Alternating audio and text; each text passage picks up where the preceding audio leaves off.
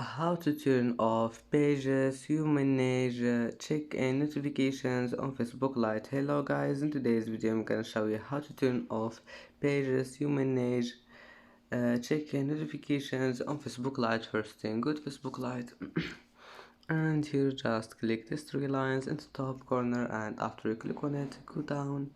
Here you will find settings and the notifications, and now click pages, you manage and select your page, and here click this one, and here you will find it. If you want to turn it off, just click on it and go back and it will be saved.